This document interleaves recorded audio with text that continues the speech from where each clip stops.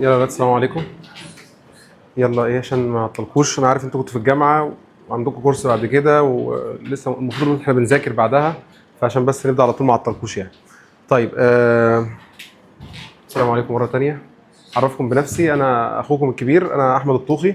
البوزيشن بقى الاكاديميك ان انا المفروض ان انا ده اكاديمي لان انا جامعه، بس انا في موضوع الشرح يعني انا شغال باراسيتولوجي من 2015، فدي السنه ال11 ليا. كل انا بس انا عايزك تطمن له قبل ما اشرح اي حاجه، قبل ما تسمع مني اي حاجه خالص، عايزك بس تكون مطمن من نقطه واحده بس. انا على مدار ال11 سنه اللي انا اشتغلتهم، اشتغلت في زقازيق، في بنها، في القصر العيني، في جامعات في الصعيد لما الشغل بدا اونلاين، اشتغلت في الازهر، اشتغلت في عين شمس، وفي حاجات كملت فيها وحاجات انا ما كملتش فيها.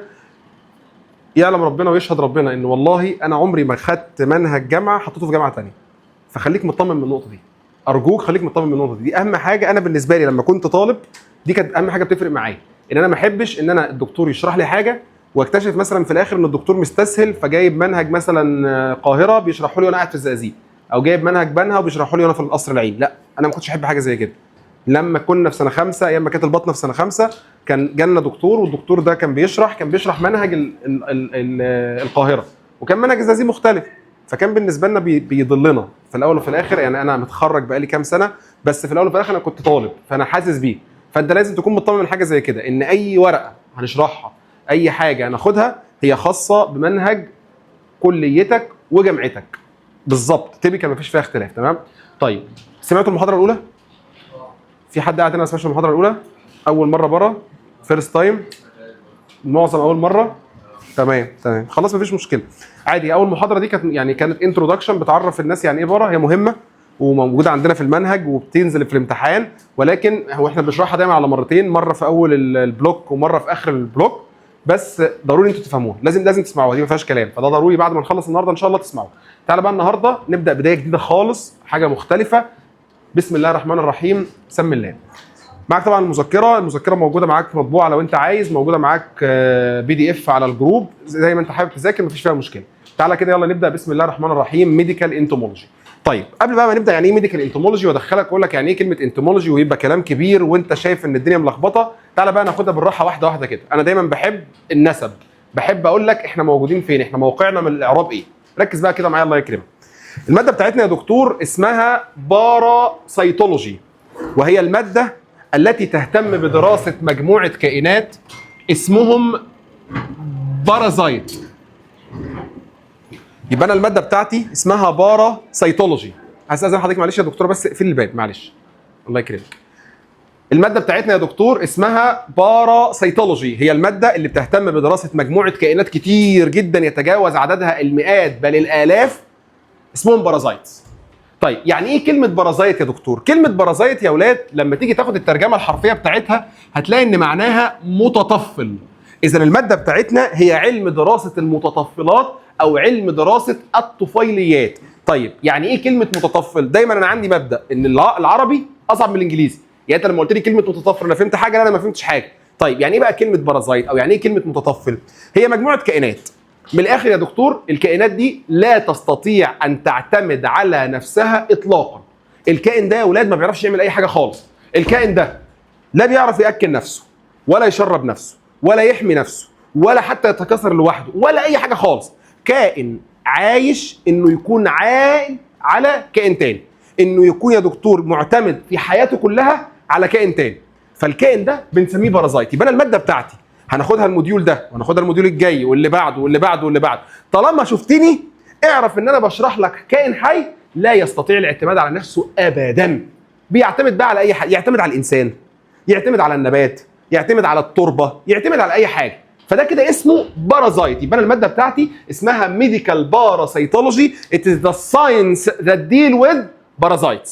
يعني ايه كلمه بارازايت يا دكتور؟ هو الكائن الذي لا يستطيع الاعتماد على نفسه في اي شيء على الاطلاق. دايما اشهر مثل بيجي في دماغي وانا بشرح الجزء ده فيلم التجربه الدنماركيه، شفتوه؟ قديم بالنسبه لكم الفيلم ده كلاسيكيات صح؟ انتوا مواليد كام يا ولاد؟ اللهم صل على النبي، اللهم صل على النبي. بالتالي هو الفيلم 2004، ده كلاسيكيات، ده حاجه اللي هو الحاجه القديمه صح؟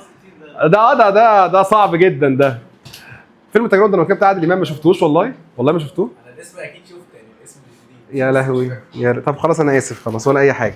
هو عامه في الفيلم ده كان في واحد اسمه بهاء ده بتاع عادل امام. انت راجل قديم برضو زيي يعني. تمام، على فكره ده فيلم 2004، انتوا متخيلين احنا بنتكلم في ايه. المهم بهاء ده يا ولاد كان ولد، الولد ده ما كانش بيعرف يعمل اي حاجه خالص. ابوه هو اللي جاب له واسطه ودخله الجامعه، ابوه اللي جاب له واسطه وشغله، ابوه اللي جاب له واسطه وجوزه، فاهمين؟ فهو ده بهاء ده بالنسبه لي بارازايت. ده كلمه بارازايت، يبقى كلمه بارازايت ان اورجانيزم ما بيعرفش يعتمد على نفسه في اي حاجه خالص خالص. حلو الكلام.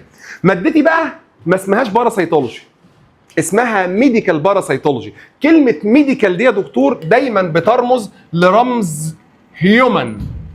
انا هنا بتكلم يا دكتور على البارازايتس التي تخص جسم الانسان. ليه؟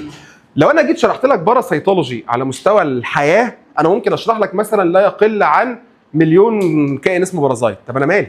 انا في الاول وفي الاخر انسى بقى الكلام ده كله. انت يا ابني انت دكتور، انت مشروع دكتور، انت حضرتك دلوقتي في الكليه عشان كمان 5 سنين ان شاء الله تتخرج وتبقى طبيب، وبعد كده 2 امتياز تتوظف. كل هدفك في الحياه انك تتعامل مع البشر، تشخص امراض البشر وتساعد في علاج البشر، صح؟ يبقى انا لما اجي اقول لك ماده اسمها باراسيتولوجي، ماده بتعتمد على المتطفلات، انا مالي يا دكتور مال المتطفلات؟ صح، انت عندك حق. فانا لما اجي اشرح لك الماده مش هقول لك باراسيتولوجي، هقول لك ميديكال باراسيتولوجي. انا هشرح لك الماده اللي بتهتم بالبارازايتس اللي ليها علاقه بجسم الانسان. يعني لما اجي اشرح لك هقول لك والله تعالى كده مثلا في موديول زي الجي اي تي، تعالى بقى اما ناخد البارازايتس اللي بتبقى عايشه في البطن. يا الله، حدث ولا حرج، هتلاقي مثلا يجي 20 30 50 بارازايت، هنشرحهم وهناخد تفاصيلهم. وده انت مطلوب منك تعرف هم ايه، ليه، تفهم قصتهم ايه، بيعيشوا فين، بيعملوا ايه، بييجوا ازاي، بنحمي نفسنا منهم ازاي، بنعالجهم ازاي. لكن لما اجي مثلا اقول لك ان انا عندي بارازايت بتتطفل على شجره القطن، بتتطفل مثلا على البقر والجاموس والاغنام، انت مالك؟ مش بتاعتك انت خالص، صح؟ وبالتالي فانا الماده بتاعتي اسمها ميديكال باراسيتولوجي. البارازايتس يا دكتور قسموها ل3 برانشات او قسموها ل3 مواضيع رئيسيه. او 3 كائنات، 3 انواع من الكائنات. اول نوع يا دكتور سموه هيلمنث، في ظهر اي ورقه كده او في اي ورقه واكتب اللي انا هقوله ده بعد اذنك. اول نوع من انواع البارازيت يا دكتور اسمها هيلمنث، وكلمه هيلمنث بالعربي معناها ديدان. كلمه هيلمنث بالعربي معناها ديدان. يبقى احنا اول نوع من انواع البارازيتس هي الديدان. والديدان دي يا اولاد بعد كده لاحقا ان شاء الله هنعرف ان هم 3 انواع. هتعرف ان الديدان دول 3 انواع، ديدان مفلطحه وديدان شريطيه وديدان اسطوانيه. فاكرين انتوا الديدان دي كنا بناخدها زمان ايام اعدادي وايام ابتدائي؟ فاكرين انتوا الحاجات دي؟ دي اسمها هيلمنث او هيلمنتز. يبقى اول نوع من البارازيت هي الهيلمنث. حلو الكلام. تاني نوع يا دكتور من البارازيتس كائنات اسمها بروتوزوا.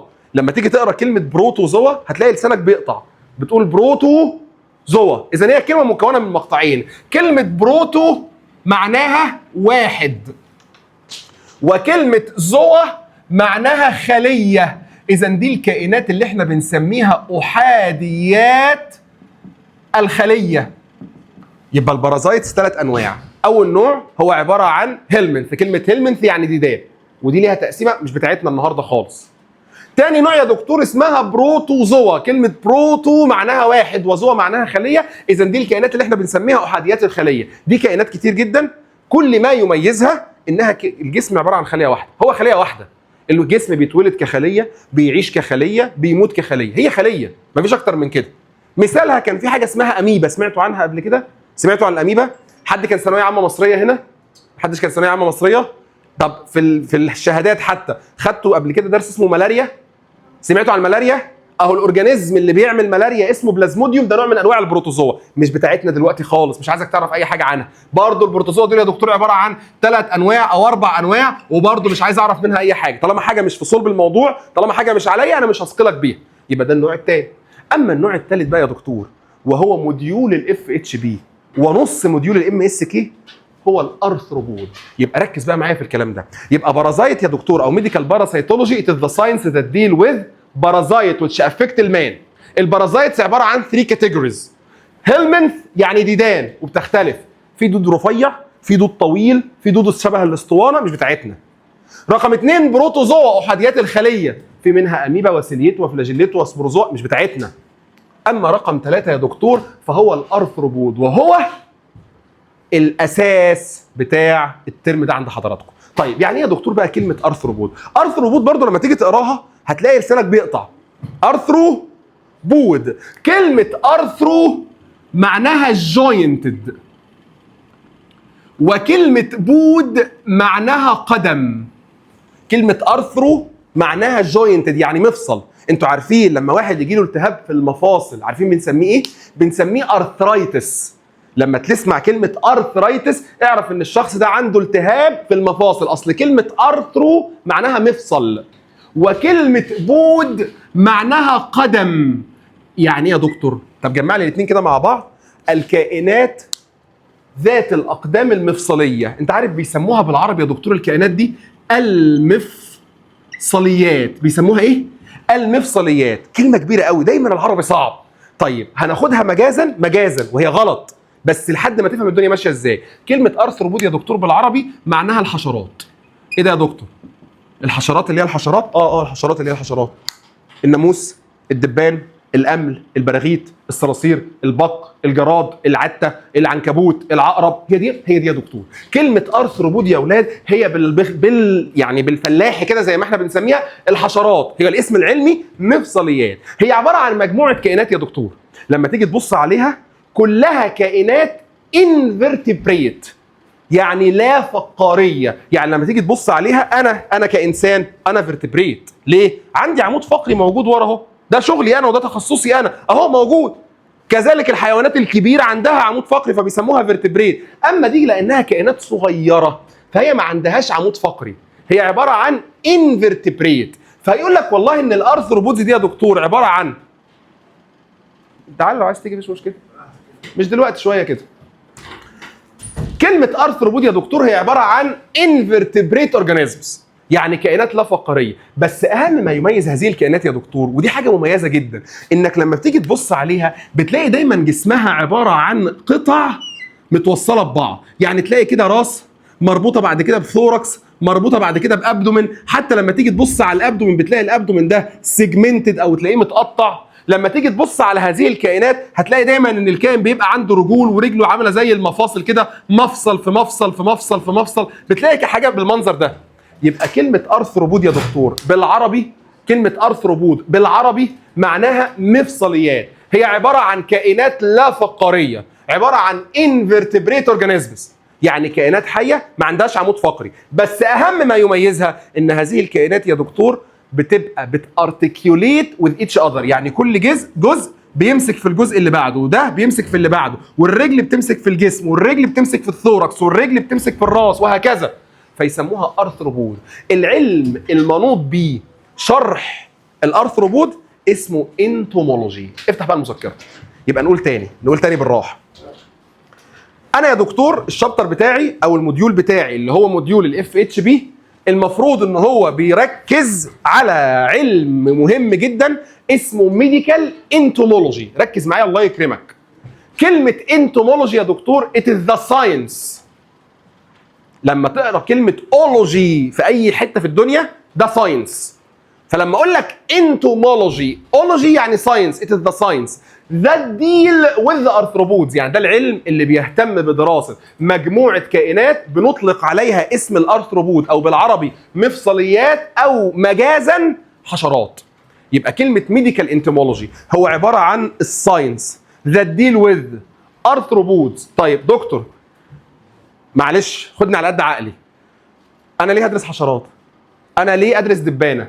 وليه ادرس برغوت؟ وليه ادرس ناموس؟ وليه في العملي يقول لي بعد اذنك فرق لي ما بين البرغوث الميل والبرغوث الفيميل؟ انا مالي؟ هو انا هشتغل في الانساب؟ انا مالي بالحاجات دي؟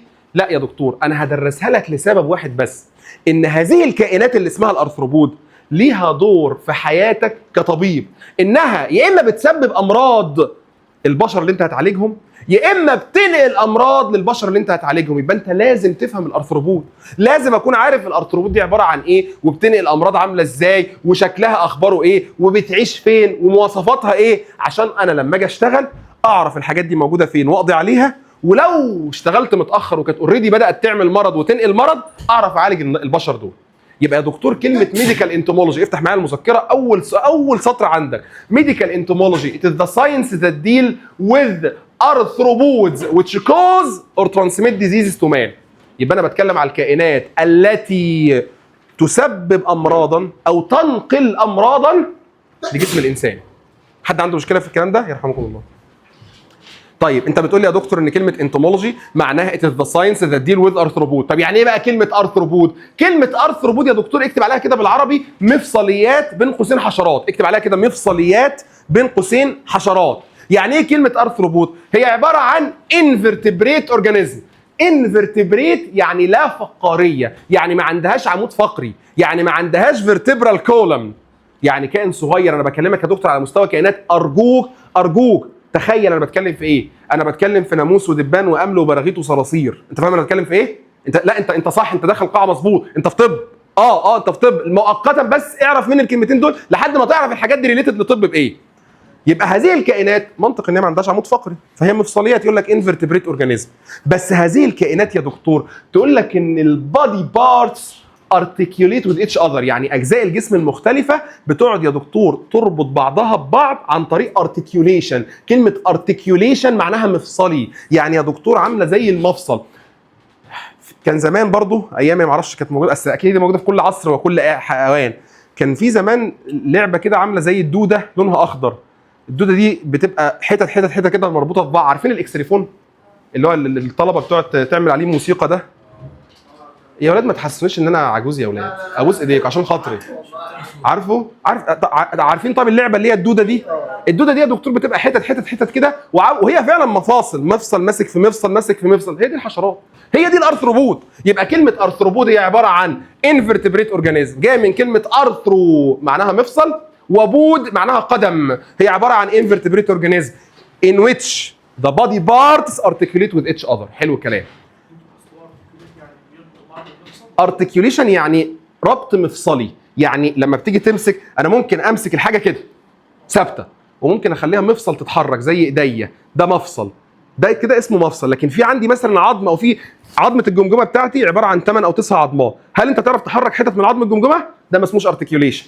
لكن فكره ان انت عندك مفصل تعرف تحركه ده اسمه ارتكيوليشن. هي دي عباره عن ان كل حته في جسمها بتعرف تتحرك. حلو الكلام؟ طيب زي الفل. طيب جم بقى يا دكتور قال لك طب يلا بقى ما نشوف بقى الارثروبود دي. هي الارثروبود دي لما بتيجي تتكاثر بتتكاثر ازاي؟ يعني الحشرات اللي انت بتتكلم عليها دي، الناموس والدبان والامل والبراغيث والكلام ده كله، لما بيجي يتكاثر بيتكاثر ازاي؟ قال لك والله بص يا سيدي، لما جيت ابص على الموضوع ده لقيت ان التكاثر عباره عن حاجه من اتنين. وركز معايا الله يكرمك، الكلام سهل جدا جدا، بس من غيره مش هتفهم ولا كلمه في الشابتر ده. جيت ابص يا دكتور على انواع التكاثر لقيت ان هي حاجه من اتنين. في حشرات لما بتيجي تكبر بتبدا يا دكتور في صوره ايج، والايج دي بعد كده لما بتكبر بتديني حاجه اسمها لارفا، واللارفا دي بعد شويه لما بتكبر بتتحول لحاجه اسمها بوبه، والبوبه دي لما بتكبر بتتحول لحاجه اسمها ادلت. مش فاهم يا دكتور؟ بالراحه دكتور، انا بتكلم على حشرات بدايتها خالص، بدايه التكوين بتاعها بيبقى عباره عن بيض، بيبقى بيض صغير. تخيل معايا بعد اذنك الفراشه، بتبقى بيض صغير خالص. البيضه دي يا دكتور لما بتفقس بتطلع جنين، الجنين ده اسمه لارفا، او اللي احنا بنسميه بالعربي يرقه. اللارفا دي بتبقى حاجه صغيره بتقعد تكبر تكبر تكبر كده لحد ما تديني مرحله كبيره شويه بيسموها بوبه، او بيسموها حتى باللغه العربيه شرنقه. الشرنقه دي بعد كده يا دكتور تتحول للحاجه الادلت، يعني تتحول بقى للحشره الكامله، تتحول للحشره اللي شكلها كامل، فيسموها ادلت. ده اول نوع. لا ده كله. انا لسه، انتوا لسه ما تعرفوش اي مثال دلوقتي، احنا كل اللي احنا بنقوله ده جنرال، احنا لسه ما نعرفش حاجه. تمام؟ يبقى ايج، لارفا، بوبه، ادلت. دول يا دكتور حوالي 3 4 انواع، ماشي، حطيناهم على جنب. جيت ابص على النوع الثاني يا دكتور لقيت ان هم عباره عن بينمو برضو، بيبداوا نموهم في صوره ايج، والايج دي بعد كده لما بتكبر بتديني مرحله اسمها نمف، والنمف دي لما بتكبر بتديني مرحله اسمها ادلت. يعني هي بتبقى بيضه صغيره، بعد كده بتديني مرحله كده وسط ما بين الايج والادلت اسمها نمف، مش لمف، نمف بحرف الان. بعد كده بتديني مرحله اسمها ادلت. حلو. فانا عرفت ان التكاثر حاجه من اتنين، عايز اسمي التكاثر ده اسم، وعايز اسمي التكاثر ده اسم.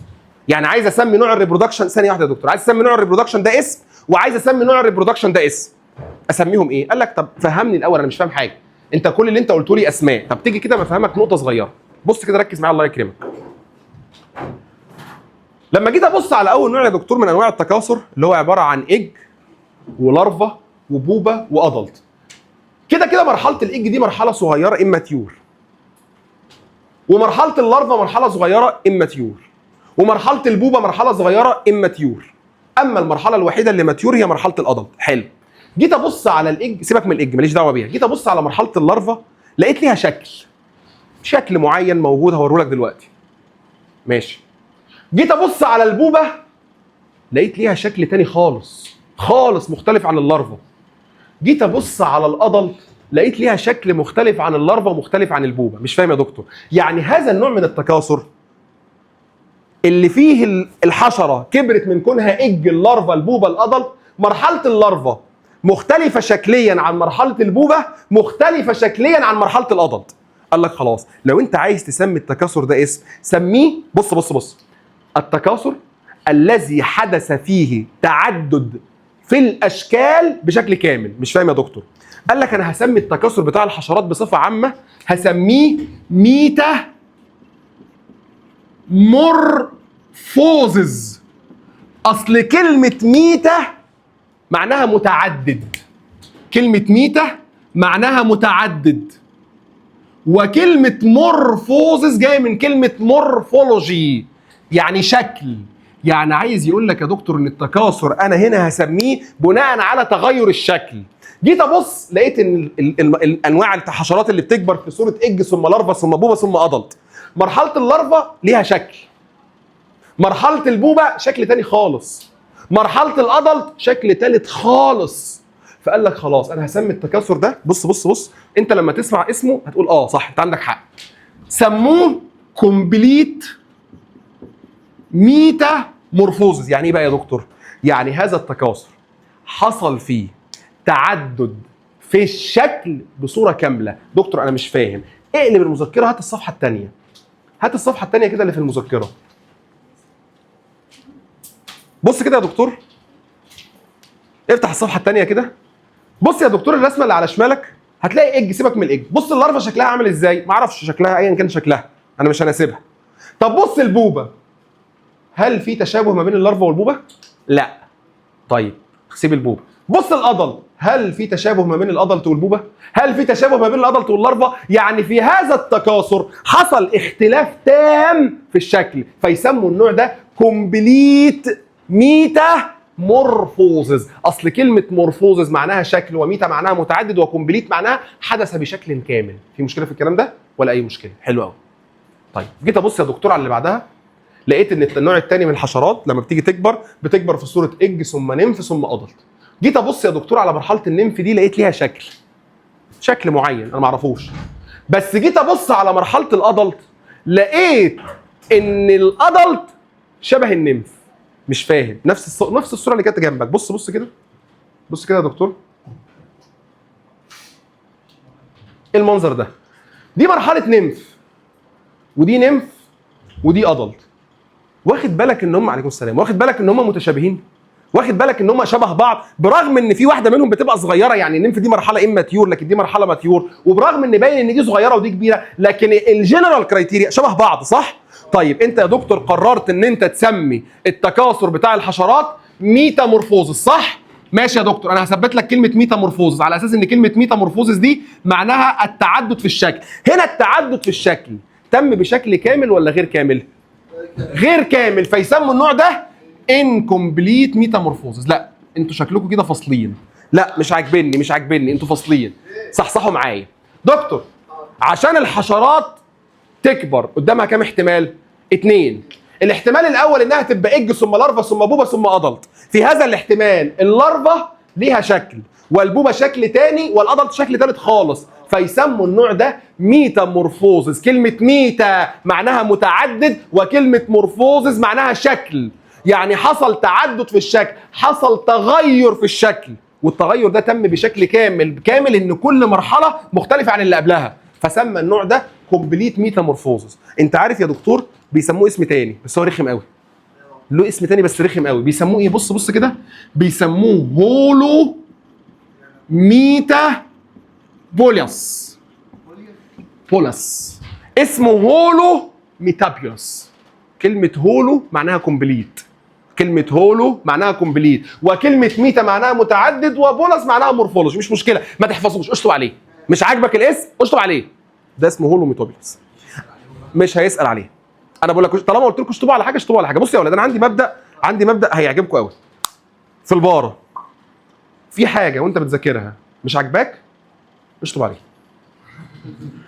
في حاجه اسهل من كده؟ ده رول نمبر 1 في الباره.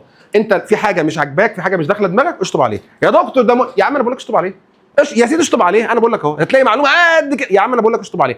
انت مش هتسمع مني غير الحاجات المهمه، انت مش هتسمع مني غير الحاجات اللي بتيجي في الامتحان، انت مش هتخرج من هنا غير وانت فاهم كل حرف بيتقال. فساعتها انا مش محتاج منك ان انت تحفظ حاجات مالهاش لازمه او تذاكر حاجات مالهاش لازمه. ركز معايا الله يكرمك، بالله عليك ركز معايا. ده كده النوع الاول. اول نوع الثاني يا دكتور فهو عباره عن اج ثم نمف ثم عضل. جيت ابص على مرحله النمف لقيتها شبه مرحله العضل، في تشابه، تحس ان هم شبه بعض. حتى في صور العملي لما نيجي ناخد شريحه فيها نمف وشريحه فيها عضل هتعرف ان ايه ده يا دكتور، ده تقريبا نفس الجسم، ده تقريبا نفس الملامح.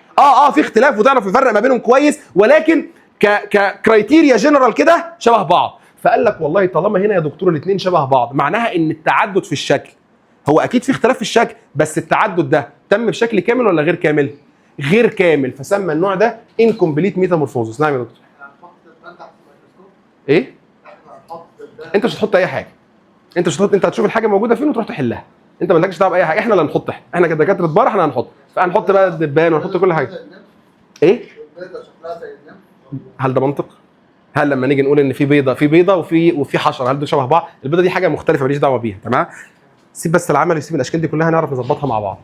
المهم يا دكتور النوع ده يا دكتور دول نوعين. في بعض يعني الشابتر بتاعنا ده مثلا لو هنقسمه 10 حاجات، في جزء بيتكاثر بالطريقه دي وفي جزء بيتكاثر بالطريقه دي. برضه يا دكتور دي بيسموا ليها اسم تاني على فكره، بيسموها هيمي ميتوبيلس.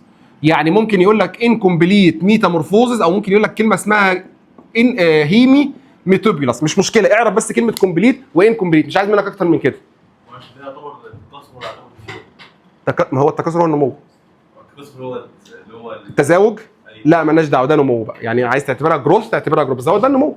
ما هو يعني الفكره اول خطوه كانت ايه ما اعرفش، بس هو تكاثر عادي سيكشوال ريبرودكشن وتم الجروث بالشكل ده. تمام؟ طيب خلصنا يا ولاد، يبقى ده كده نوعين التكاثر. خد مني قاعده عشان بس ما تتعبش نفسك. اي مثال عند حضرتك في الصفحه دي باللون الاخضر ما تحفظوش دلوقتي.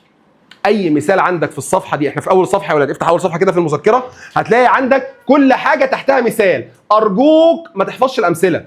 دكتور ده معناها ان الامثله مش مهمه؟ لا، الحقيقه ان الامثله مهمه وبتيجي في الامتحان، بس معلش انا لما اجي اقول لك ان اول نوع ده الموسكيتو والفلايز والفليز، انت لا تعرف يعني ايه موسكيتو ولا تعرف يعني ايه فلاي ولا تعرف يعني ايه فلي. طب ما انا هاجي في درس كده يجي محاضرتين او 3 اشرح لك موسكيتو. طب ما احنا لما نخلص الموسكيتو ابقى ارجع احفظ المعلومه. انتوا فاهمين انا قصدي ايه؟ يعني في حاجات انا حاططها لان ده مكانها، بس انا بقول لك ما تذاكرهاش دلوقتي. اصل مذاكرتك ليها دلوقتي هتتعبك، مذاكرتك ليها دلوقتي هتخليك تحمل على نفسك فوق طاقتك. لا انا عايز اعرف الحاجات اللي المفروض اذاكرها دلوقتي. ليك عليا انك تخلص كل كلمه مشروحه لك، كل كلمه انت عارفها، كل كلمه انت حافظها. بس الله يكرمك دلوقتي مؤقتا اي مثال باللون الاخضر اكتب عليه كده مؤجل حفظه، مش عايزك تحفظ حاجه زي تاني. طيب هيجي بقى يا دكتور حد هنا هيسالني يقول لي ايه يا دكتور، انا عايز اعرف احنا بنشرح الارثروبودز ليه؟ يعني ايه هدف ان احنا ممكن نشرح ارثروبود؟ هقول لك يا دكتور الميديكال امبورتنس اوف ارثروبود. انا بقى كدكتور انا بقول لك انا راجل شغال جراح، وحضرتك مثلا بتفكر انك تكون باطني، وحضرتك بتفكر انك تكوني دكتوره اطفال، وحضرتك بتفكر انك تكوني دكتوره جلديه. انا هيعود عليا الكلام ده كله بايه؟ بص بقى يا سيدي، كلمه ميديكال امبورتنس اوف ارثروبود ده معناها الاهميه الطبيه للشابتر ده. يعني احنا ايه اللي يخلي الحشرات، لا مش دلوقتي تسلم، ايه اللي يخلي الحشرات ذات اهميه لدرجه انه يخصصوا لها ماده تتكلم عنها في موديول يتكلم عنها؟ قال لك بص يا سيدي، اهميه اي حشره بتكمن في خطوتين، وركز معايا عشان الكلام ده مهم قوي. اي حشره في الدنيا انا لما باجي بشرحها عشان حاجتين اتنين، يا اما مشاكل الحشره هي اللي بتعملها، حاجه اسمها هارم بروديوسد باي الارثروبود اتسلف، يعني الحشرات بنفسها هي اللي بتعمل لي مشاكل وهقول لك عليها دلوقتي. او انا بدرس الشابتر ده لان الحشرات هي اشهر حاجه بتنقل امراض في التاريخ. يبقى انا بس بشرحها عشان خاطر الديزيز ترانسميشن. يبقى الميديكال امبورتنس يا دكتور للشابتر ده عشان تبقى فاهم انا بدرس الحشرات لسببين، يا اما بسبب الحاجات اللي الحشره بتعملها، يا اما بسبب الامراض اللي الحشرات بتنقلها. طيب تعالى كده بالراحه يا دكتور، تعالى نبدا بالاول. هي ايه الهارم البروديوسد باي الارثروبوديد سيل؟ معلش انا بحب اللحظه دي في حياتي. تيجي نهبد؟ تعالى نهبد بشكل عشوائي. ايه المشاكل اللي ممكن الحشره تعملها؟ طيب خليني اقول لك على حاجه. الحشرات هي اي حاجه خطرت في بالك دلوقتي وانت قاعد في اللحظه دي. في واحد خطرت في باله الدبان، وفي واحد خطر في باله الناموس، وفي واحد خطر في باله الصراصير، وفي واحده خطر في بالها العقارب، وفي واحد خطر في باله العنكبوت، صح؟ كل دي ارثروبود. ايه مشاكل الارثروبود؟ قول يا دكتور. بتعض، في حشرات بتعض، ماشي. ايه تاني؟ ايه؟ جرب، صح. ايه تاني؟ بتنقل امراض، ماشي. بس انا بتكلم دلوقتي على بند هي نفسها لو مش بتنقل اي مرض، ايه مشكلتها بالنسبه لي؟ سم، في حشرات سامه. ايه تاني؟ اي حاجه هتقولها صح. حساسيه، ها، اي حاجه هتقولها صح. ها، ايه تاني؟ قول يا اولاد اهبدوا، ده انا بديكم مجال للهبد، دي احلى لحظات حياتي. اكيد بتلوث البيئه طبعا بالقرف اللي هي عمان موجوده فيه في كل حاجه في حياتها. ها، ايه تاني؟ يا ده انا بقول لكم اي حاجه صح. بتموت، ايوه في حشرات بتموت. ايوه يا اولاد، العقرب انت لو اتلسعت منه، في بعض العقارب بتموت في خلال 5 دقائق، صح؟ ها، مزيد من الهبد. بتنقل، دي ديزيز ترانسميشن. انا بكلمك هي بنفسها. ما هو الشلل ده من ضمن جزء السم يعني، فاهم؟ ها، كفايه انت قلت كل حاجه، والله انت شطار جدا، انت قلت كل حاجه. طب تعالى كده اما نشوف هي الحشرات دي بتعمل ايه. بص يا دكتور، الحشرات هي نفسها، سيبنا انا دلوقتي بتكلم على حشره مش هتنقل مرض. الحشرات معروفه انها بتنقل بكتيريات وفيروسات وفطريات وديدان واحاديات خليه، بتنقل حاجات كتير. لا انا هقول لك دلوقتي سيبك من النقل، هي بنفسها بتعمل ايه. قال لك بص يا سيدي، اول حاجه ان الحشرات دي كائنات مزعجه، بتعمل كميه ازعاج بتوصل لمرحله ان بتخلي الناس مش طايقه نفسها. تخيل كده نفسك قاعد دلوقتي، احنا قاعدين دلوقتي في القاعه، تمام؟ وفي ناموسه جت هنا او دبانه تهشها، ترجع تاني. انت مبسوط بحاجه زي كده؟ حضرتك مبسوط بحاجه زي كده؟ اذا يا دكتور الازعاج رقم 1 هي مزعجه، هي بتعمل انوينس، بتعمل اريتابيليتي للشخص ده. بيسموا القصه دي، بص بيسموا الحاجه دي يا دكتور بيست اوف مان. كلمه بيست معناها ايه؟ حد عارف؟ بيست اللي هي بي فور بن، مش بي فور بوك. ها، غاضب. ايه؟ غاضب او بتعصب حد. لا هي لها معنى تاني، لها معنى يعني لطيف قوي. هو مشكلة ان هو معنى بالعربي انا متاكد ان انتوا مش تعرفوه، بس هي لها معنى حلو. لا، آفة. كلمة بيست معناها آفة. طيب يعني ايه آفة بقى؟ هقول لك المثال وانت هتفهم يعني ايه آفة. كلمة آفة مثالها آفة العلم النسيان. يعني ايه؟ يعني مشكلته، يعني دي بتعمل مشكله للانسان، هي نفسها بتزعج الانسان، بتعمل للانسان ده يا دكتور نوزيانس يعني ازعاج، انويانس يعني مضايقه، بينفول بايت. هي لما تيجي الناموسه تروح جايه قرصاني وماشيه، لا طب ما دي حاجه لوحدها بتضايقني، صح؟ يبقى رقم 1 حاجه اسمها بيست اوف مان. حلو الكلام. رقم 2، حد منكم قبل كده جرب يلاقي ناموسه على ايده ويروح جاي لاسعها؟ مين ما عملش كده؟ لما بتلسعها بتعمل ايه؟ بتلاقي ايه؟ دم. تعمل دم. هي كده كده هتجري، افترضنا بقى انها ما جريتش، هتعمل ايه؟ هتطلع دم، صح؟ طيب عايز اقول لك حضرتك ان الحشرات ما لهاش دم. هي كده كده ما عندهاش دم لانها بتقرفني، بس هي ما عندهاش دم، هي ما عندهاش سيركيوليشن.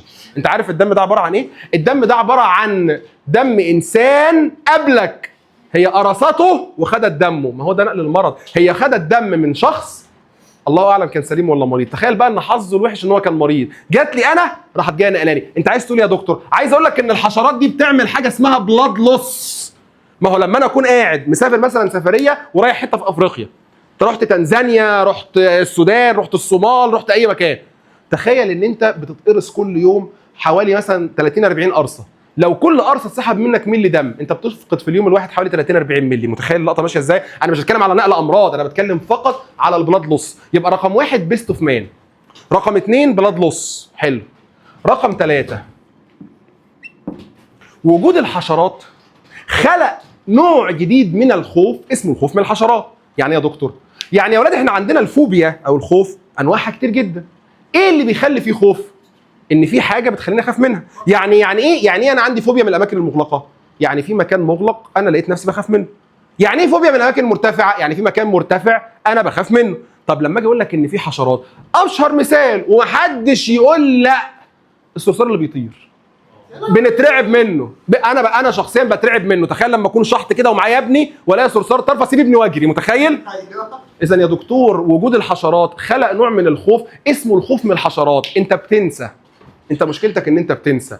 الشابتر بتاعنا اسمه ايه؟ اسمه ميديكال انتومولوجي. فالخوف من الحشرات بيسموها انتوموفوبيا. يبقى رقم واحد بيست اوف مان، انها بتزعجني. رقم اتنين انها بتسحب دمي، حاجه اسمها البلاد لوس. رقم ثلاثة خلقت نوع جديد من الخوف اسمه انتوموفوبيا. كلمة انتومو يعني ارثروبود، وفوبيا يعني خوف. هو الاكساجريتد فيلينج اوف ارثروبود، خوف بزيادة، خوف لدرجة ان في ناس يا اولاد مش عايز اقول لك انها ممكن تخاف من ناموس الدبان. تخيل ناموس الدبان احنا بنشوفه في حياتنا ده بتخاف منه، فده اسمه انتوموفوبيا. حلو. بعض الحشرات سام، هو جسمه فيه سم، فبمجرد ما يقرصك يا دكتور بيعمل حاجه اسمها انفينومايزيشن. كلمه ان معناها بيدخل، فينوم يعني توكسين، يعني بتدخل توكسين جوه جسمك. اهو المره دي انا هقول لك الامثله. دي عباره عن ايه؟ اقرا كده معايا الامثله. يبقى يا دكتور رقم واحد هارم بروديوسد باي الارثروبود سيلف. رقم واحد بيست اوف مان، خلاص سيبها، اي مثال ما تحفظوش دلوقتي. رقم اثنين بلاد لوس. رقم ثلاثة انتوموفوبيا. رقم أربعة انفينومايزيشن، يعني بتحط بويزن أو بتحط توكسين جوه جسمك. زي مين؟ زي السكوربيون اللي هو العقرب، زي السبايدر اللي هو العنكبوت، زي الواسبس. ايه الواسبس دي يا دكتور؟ هي زي الدبور. برافو عليك، الدبور. عارفين الدبور؟ ايه؟ لا بس ده سام، ده في نوع سام، ده في منه انواع سام. زي البيز اللي هي النحل. النحل يا دكتور في بعض انواع النحل سام. زي حاجه اسمها سنتيبيدز. عارفين ايه سنتيبيدز دي؟ ام 44 مليون ذكر. هي سنتي معناها 1000، فيعني سنتيبيدز معناها ام 44. سمعتوا قبل كده عن حشره ام 44؟ هي الحشره دي يا دكتور مش عايزين نشوفها لانها حشره سامه. اي حشره من دول على فكره لو قرصتك، طبعا في عندكم مثال اللي هو التك دي هناخدها. التك دي يا دكتور اللي بيسموها بالعربي القراده. فلو انت عايز تعرف الاسماء اهي: سكوربيون يعني عنكبوت، سبايدر يعني عقرب، تكس يعني قراده. القراده دي هناخدها، هنشرحها، يعني في شابتر كامل اسمه القراده. هنعرف بقى يعني ايه كلمه تك وانواعها ايه وبتعمل ايه، بس هو يعني ملخص. طب حلو والله كويس انت سالت. حد منكم اتفرج على دكتور هاوس؟ ايوه. اتفرجت على دكتور هاوس؟ الحمد لله. يعني في ناس اتفرجت على دكتور هاوس؟ ايوه. في ناس ما تعرفش يعني ايه دكتور هاوس. ما انتوا كنتوا بتعملوا ايه في حياتكم يا ولاد؟ يعني انتوا ما اتفرجتوش على التجربه الدنماركيه وما اتفرجتوش على دكتور هاوس، كنتوا بتعملوا ايه؟ مفيش خالص؟ حياه فارغه من كل الحاجات؟ ماشي خلاص مش مشكله، انا اسف.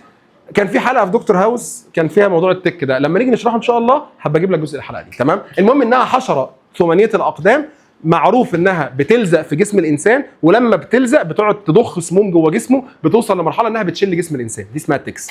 حلو، يبقى ده كده انفينومايزيشن. نعمل هو ايه الفرق بين الانتوكسيكيشن والانفينومايزيشن؟ مفيش فرق بالنسبه لي انا كبار، ما عنديش فرق. انتوكسيكيشن، انفينومايزيشن، انبوزينيشن، ما عنديش فيها فرق خالص. توكسين هو البويزن، هو الفينوم، مش هتفرق معايا في حاجه.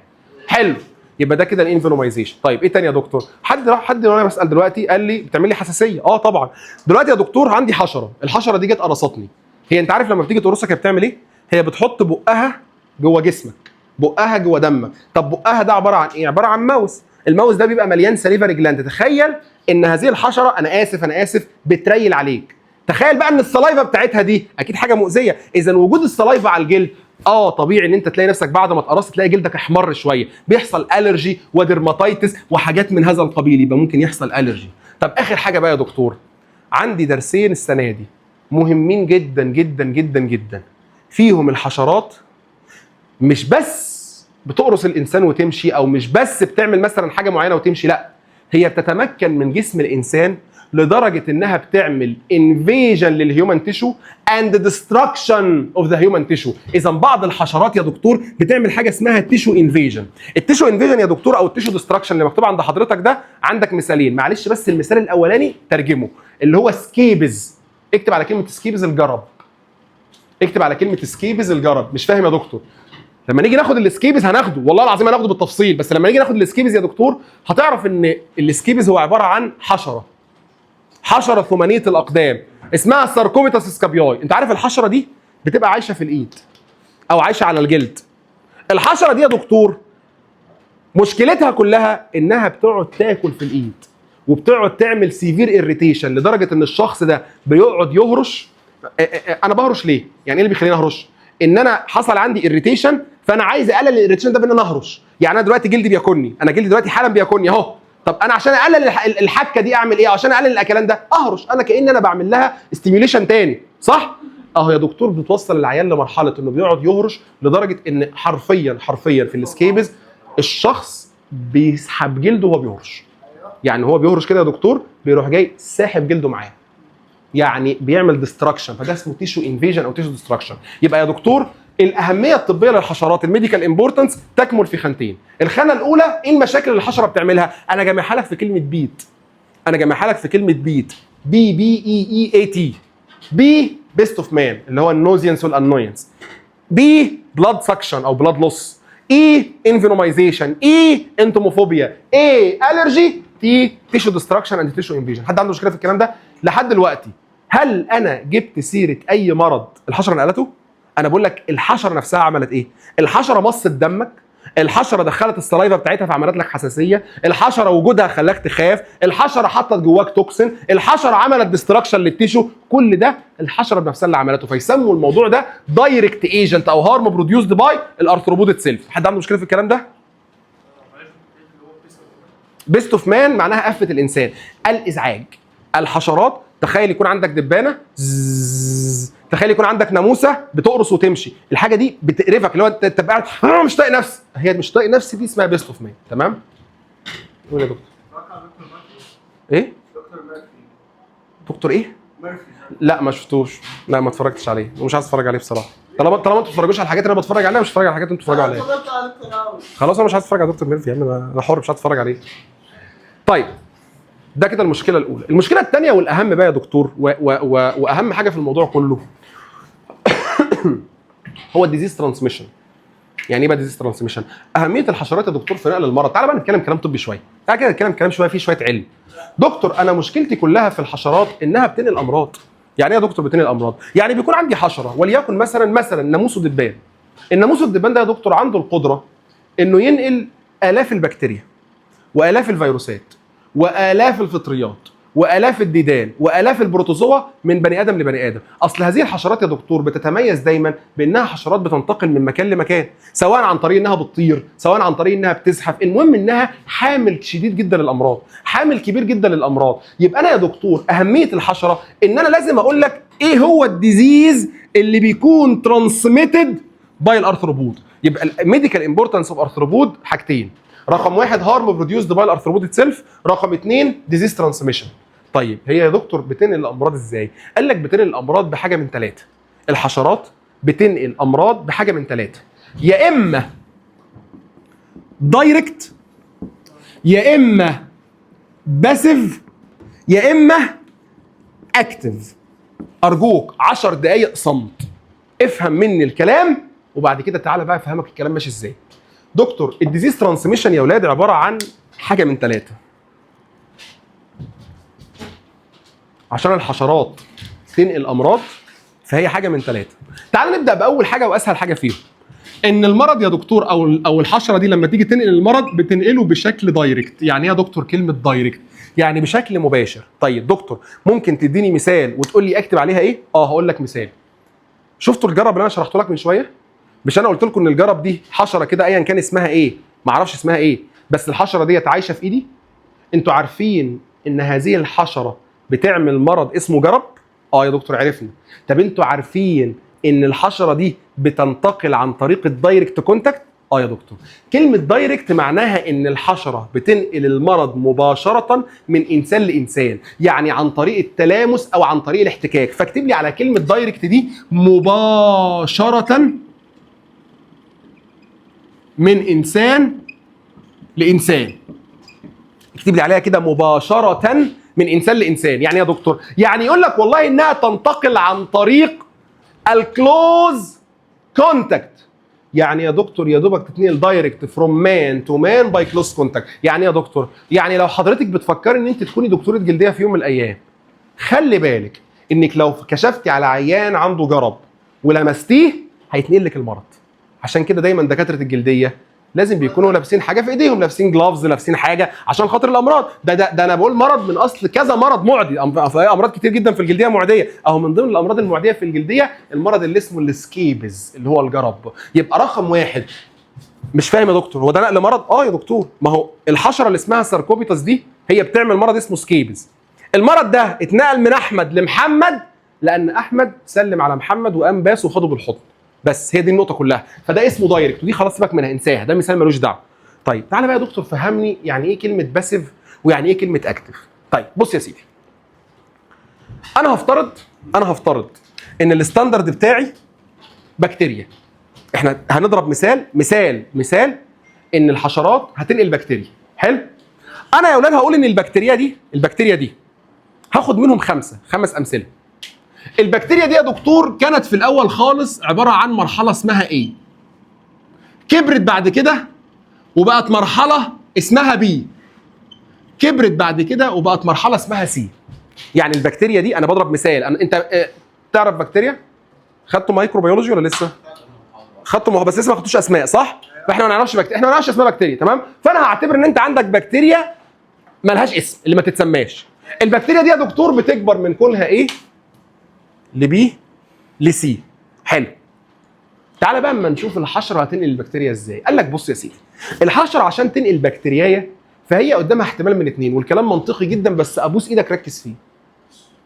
اول احتمال ان الحشره تقول لك هو انا هتعب نفسي وانا بنقل بكتيريا؟ والله ما يحصل. انت يا بكتيريا الفلانيه تعالي، تروح جايه واخدها من هنا نقلها هنا. هي عملت ايه؟ هي جاست ترانسميتر، جاست انها خدت البكتيريا او المرض المراد نقله من المكان ده نقلته للمكان ده. عملت اي تغير؟ لا. تعبت في النقل؟ لا. احدثت any change in the pathogen transmitted؟ برضه لا. فيسموا النقل ده يا دكتور باسيف. كلمة باسيف معناها سلبي، صح؟ يعني من الآخر يا دكتور ما تعبتش، هي يا دوبك خدت البكتيريا اللي هي مثلا في مرحلة إيه؟ هي في مرحلة إيه؟ نقلتها زي ما هي في نفس المرحلة الإيه؟ فيسموا النقل ده باسيف. إن هنا الحشرة ما تعبتش في النقل، هي ما أحدثتش أي تغير، فيسموه باسيف ترانسميشن.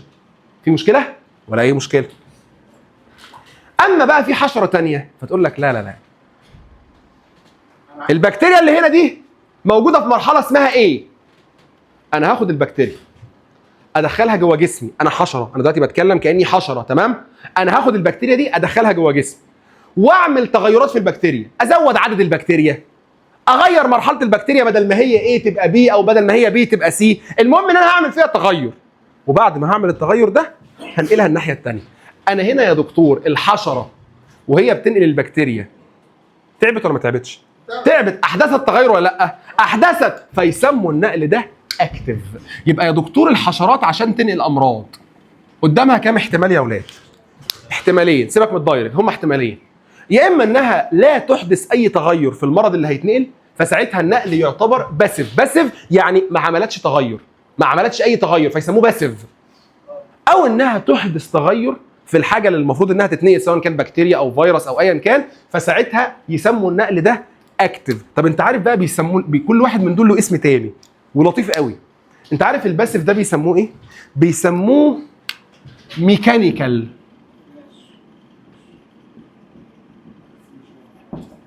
يعني ايه يا دكتور ميكانيكال؟ مش فاهم. يعني عامل زي الماشين، خد الحاجه دي من هنا نقلها الناحيه الثانيه زي ما هي بالظبط، ما عملش اي تغير، يا دوبك خد الحاجه دي اللي موجوده في الحته الفلانيه ماشين، مكنه عاديه خالص، نقلتها كانها حاجه كده عامله زي آلة في مصنع، خدت الحاجه من هنا نقلتها الناحيه الثانيه، فيسموها باسيف او ميكانيكال ترانسميشن. او يا دكتور يكون النقل ده اكتف، يعني حصل تغير. طب انت عارف الاكتف ده بيسموه ايه؟ بيسموه اسم لطيف قوي. حاضر ثانيه واحده يا دكتور، بيسموه اسم لطيف قوي، بيسموه بايولوجيكال. بيسموه ايه؟ بايولوجيكال. ايه يا دكتور يعني ايه بايولوجيكال؟ جاي من كلمه بيولوجي يعني حيوي. عارف ده معناه ايه؟ معناها ان الحشره وهي بتنقل مرض، ركز معايا، الحشره وهي بتنقل مرض، مش المرض ده كائن حي؟ مش البكتيريا دي كائن حي والفيروس ده كائن حي، هي احدثت تغير في هذا الكائن الحي، هي مسكت الكائن الحي ده وغيرت فيه، زودت عدده، غيرت مرحلته، يعني عملت بيولوجيكال تشينج فيه، فيسموا النقل ده بيولوجيكال. يبقى النقل بتاع الامراض حاجه من اتنين. لا ركز معايا، انا عايزك انت اللي تقول معايا بعد اذن سيادتك، ما تخرجش من المحاضره غير وانت حافظ المحاضره. رقم واحد، النقل حاجه من اتنين، سيبك من الدايركت، يا اما نقل ما حصلش فيه اي تغير فيسموه، لا انتوا هتقولوا هيسموه باسيف، او الاسم الثاني لا ميكانيكال. باسيف اللي هو ميكانيكال. طيب، او ان الحشره وهي بتنقل المرض تحدث تغير فيسموه اكتف، او الاسم الثاني بيولوجيكال. يبقى باسيف يعني ما عملتش تغير، اكتف يعني عملت تغير. حلو الكلام لحد دلوقتي، في مشكله ولا اي مشكله؟ طيب دكتور ممكن بعد اذنك تقول لي هو الباسيف ده كم نوع؟ لا لا لا استنى بقى، في واحد هنا قاعد مصحصح. دكتور هو الباسيف ده له انواع؟ انت دلوقتي بتقول لي ان كلمه باسيف ترانسميشن ده معناه ايه؟ معناها ان the pathogen doesn't undergo any change development or multiplication inside the arthropod، يعني المرض المنقول لم يحدث فيه اي تغير على مستوى العدد او المرحله. هو ده لا يكون له انواع؟ الطبيعي ما يكونش له انواع. لا هو فعلا ملوش انواع، بس هي النقطه في حاجه، الحشره دي يا دكتور خدت المرض اللي هنا، خدت بكتيريا هنا زي ما هي بنفس شكلها وعددها ومرحلتها وكل حاجه، نقلتها هنا، فهنا مفيش تغير، صح؟ تمام. طب هي بقى الحشره دي يا دكتور لما خدت البكتيريا اللي هنا ونقلتها عندي، نقلتها لي انا ازاي؟ قال لك يبقى انت قدامك احتمال من اتنين، وركز معايا بعد اذنك، امنع الكلام. حاجه من اتنين، يا اما الحشره دي عشان تنقلني المرض قرصتني، جت عملت لي بايتنج، قرصتني فنقلت لي المرض، او انها نقلتها لي بشكل غير مباشر. بيقول لك ان الباسيف ترانسميشن ده عباره عن نوعين، وركز معايا عشان كل كلمه هنا مهمه. نوع اسمه دايركت ميكانيكال ترانسميشن، ونوع اسمه اندايركت ميكانيكال ترانسميشن. دكتور انا مش فاهم حاجه، بالراحه. كلمه باسيف او ميكانيكال من الاول معناها انت لما تقرا الكلمه دي لازم تبقى فاهم كده على طول في خيالك وفي ذهنك وانت بتذاكر وانت بتحل الام سي كيو، ان كلمه باسيف ترانسميشن او ميكانيكال ترانسميشن معناها ان المرض المنقول لم يحدث فيه اي تغير. في مشكله ولا اي مشكله؟ طيب الدبانه دي بقى يا دكتور لما خدت البكتيريا اللي هنا ونقلتها لي زي ما هي، نفس البكتيريا زي ما هي بالظبط، نقلتها لي انا ازاي؟ في نوع من انواع الدبان، وده قليل جدا على فكره في العالم، عنده القدره ان هو يقرص. يعني جابت بقها قرصتني، حطت بقها جوه الدم بتاعي، فتحت فتحه، نقلت البكتيريا وخرجت. كده معناها ان الحشره لما نقلت المرض نقلته لي انا بشكل مباشر، فيسموا النقل ده دايركت او كده بين قوسين بايتنج. حلو، ده الاحتمال الاول. طب الاحتمال الثاني، كلكم دلوقتي وانتوا قاعدين هتقولوا صح صح صح صح، فالله يكرمكم حتى لو ما كانتش كده قولوا كده ما تكسفونيش، ماشي؟ يعني هنتفق على حاجه زي كده سكريبتد، فاهمين؟ طيب لا مش دلوقتي، لسه انا ما شرحتش حاجه، لسه ما قلتش حاجه والله. طيب الدبانه يا دكتور هتاخد البكتيريايه زي ما هي كده بالحته دي وعايزه تنقلها لي، بس الدبانه دي ما عندهاش حاجه تعض بيها، ما عندهاش الابره اللي بتقرص بيها، ماشي؟ طيب هتعمل ايه؟ لو انت ركزت يا دكتور، معلش سؤال انا اسف، يعني انا عارف ان احنا بعيد قوي، بس يعني انتوا عارفين الفرق بين الناموس والدبان؟ لا ده انت راجل صريح. لا انا اول ما كنت ببدا كنتش عارف الفرق بين الناموس والدبان. الناموسه دي يا اولاد بتبقى كائن رفيع جدا صغير جدا، قرصته القبر، قرصته ملعونه، يوم ما تتقرص اعرف ان انت اتقرصت من ناموسه، تبقى حاجه كده رفيعه كده، هناخد صور كتير وهنفهم الكلام ده كله. اما الدبان فدبان، دبان، عارفين الدبان يعني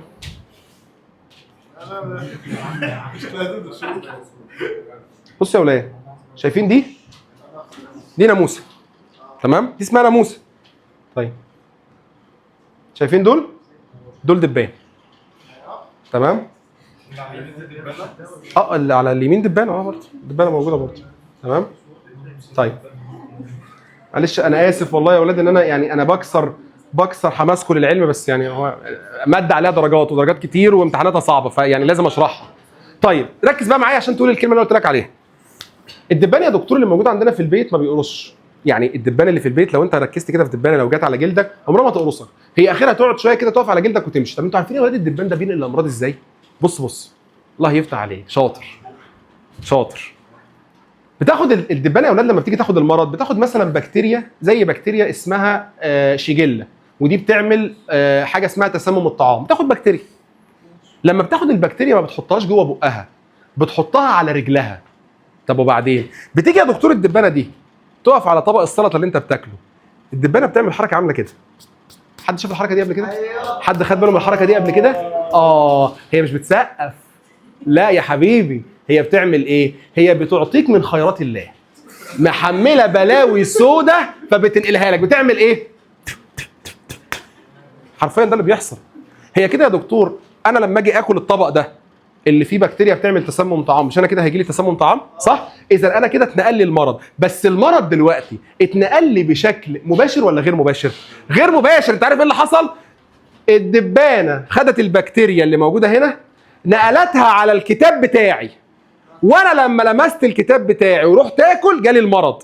نقلته على طبق السلطه بتاعي، وانا لما اكلت طبق السلطه اتنقل لي المرض. ودنك منين يا جحا؟ من هنا، صح؟ فالنقل ده بيسموه اندايركت. يبقى كلمه اندايركت معناها نوت باي بايت. امال يا دكتور المرض بينتقل ازاي؟ بينتقل عن طريق الكونتامينيتد بادي. كلمه كونتامينيتد معناها ملوث.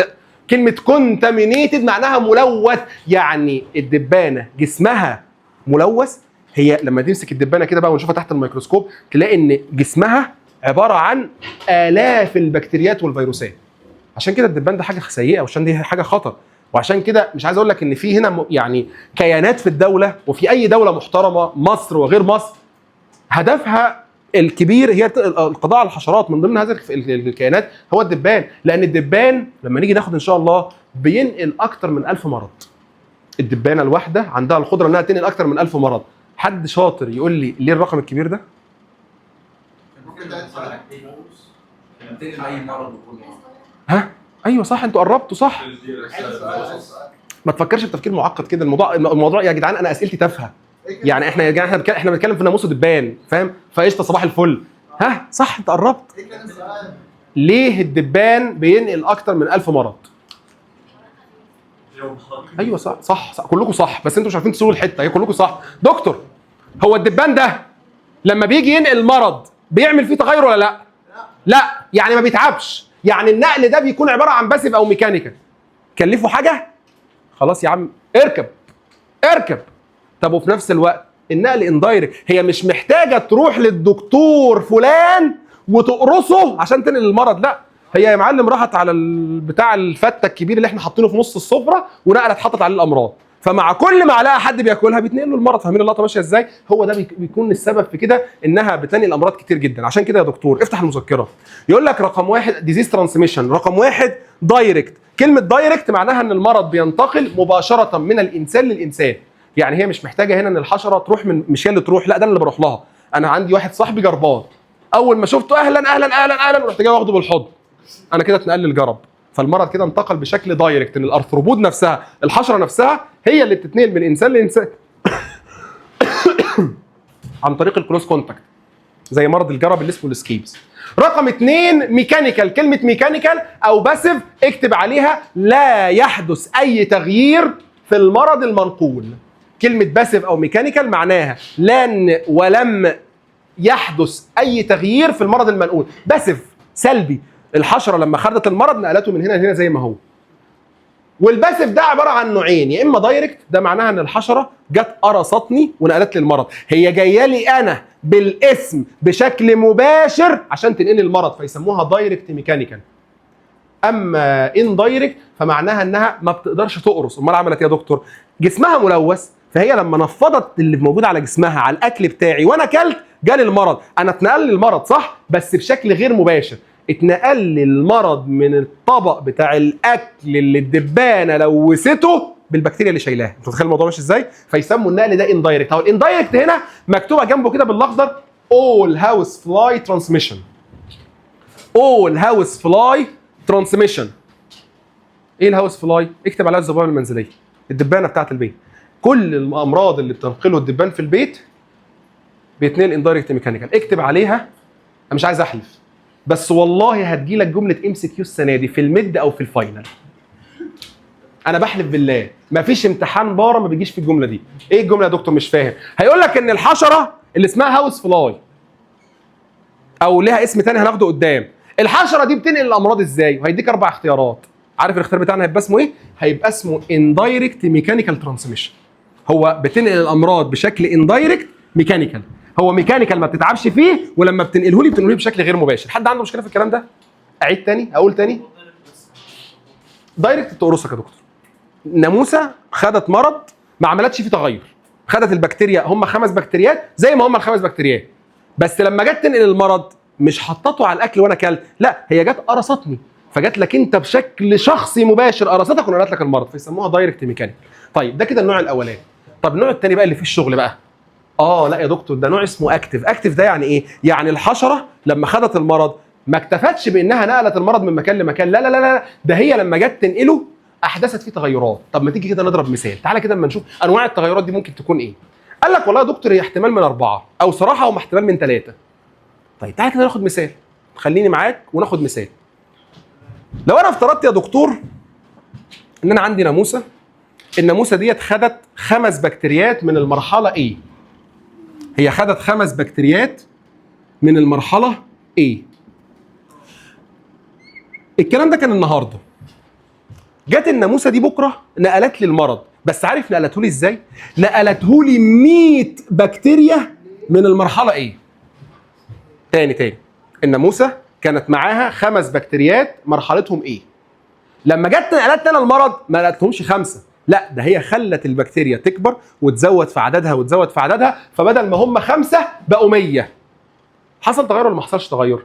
تغير. التغير دوت حصل على مستوى العدد، يعني حصل على مستوى النمبر او المالتيبليكيشن، فيسموا النقل ده بروباجيتيف ترانسميشن.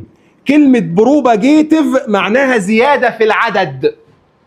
بروباجيتيف معناها زيادة في العدد. يعني يا دكتور لما تيجي تقرا كلمة ان المرض الفلاني انتقل بروباجيتيف، يبقى انت على طول خيالك بيفسر ايه؟ لا رد معايا. انا قلت لك دلوقتي ان وليكن مثلا ناموسه زي ناموسه الايدز او الانوفلز او الكيوليكس او ايا كان الناموس اللي احنا هناخده المره الجايه ان شاء الله، الناموسه ديت نقلت فيروس بشكل بروباجيتيف. ده معناه ايه؟ زودت عدده فقط، يعني ما غيرتش في المرحله بتاعته. هو كان مرحله ايه انتقل كايه، مفيش فيه مشكله، فيسموا النقل ده بروباجيتيف. في مشكله ولا اي مشكله؟ طب الاحتماليه الثانيه، نفس الناموسه خدت نفس البكتيريا اللي اسمهم 5A، نفس البكتيريا برضو اللي اسمهم 5A. تاني يوم على ما جت نقل لي المرض اتنقل لي، بس مش في صوره 5A، اتنقل لي في صوره 5C. ايه اللي حصل يا دكتور هنا؟ انا هنا العدد قربت منه؟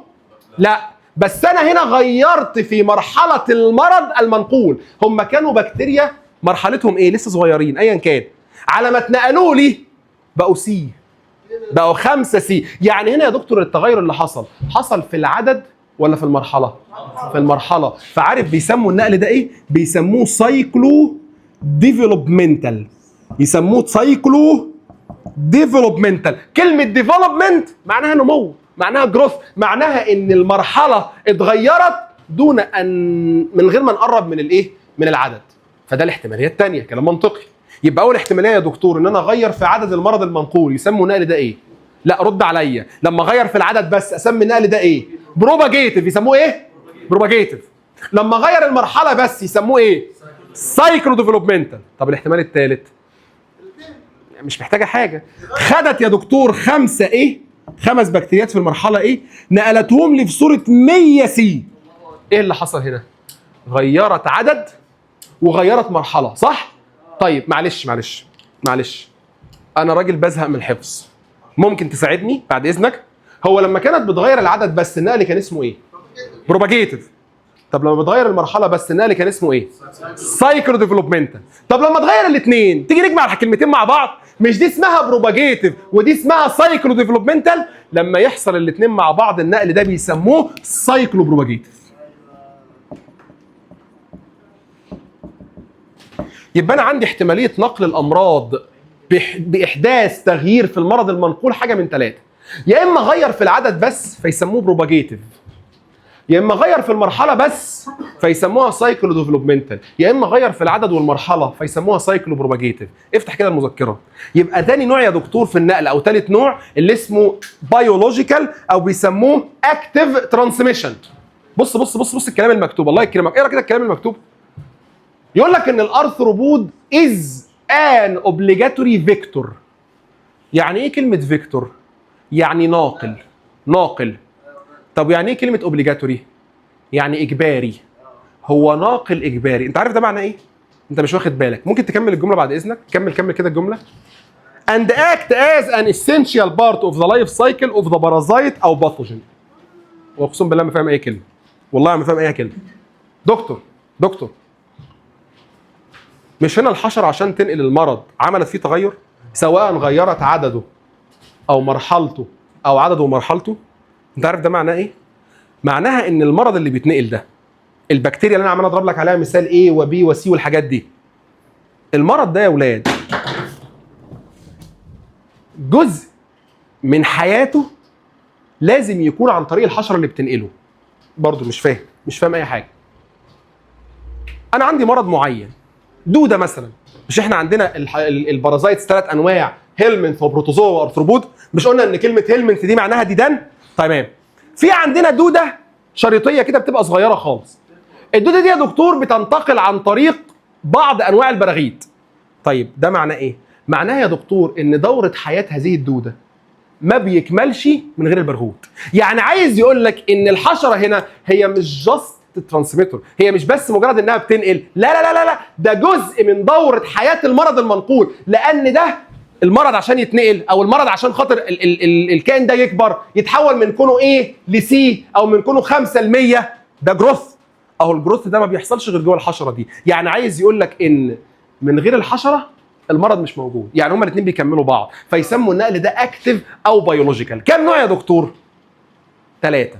يا اما زياده في العدد فقط مالتيبليكيشن اونلي فيسموها بروباجيتيف، يا اما زياده او تغير في المرحله فقط فيسموها ديفلوبمنت، يعني تغير في الشيب او في المورفولوجي او في الستيجز على حسب، او تغير في الاثنين مالتيبليكيشن وديفلوبمنت فيسموها سايكلو بروباجيتيف. طيب تيجي هقول لك على سكيما، تيجي ناخد اول سكيما في منهجنا. يلا ناخد اول سكيما في منهجنا. بص يا دكتور، اي هيلمنث اي دوده هتنتقل بالحشرات هتنتقل سايكلو ديفلوبمنت. تاني يا دكتور، تاني معلش. اي دوده، اي هيلمنث، كلمه هيلمنث معناها ديدان. الديدان دي قد تكون مفلطحه او شريطيه او اسطوانيه، مش قصتنا النهارده.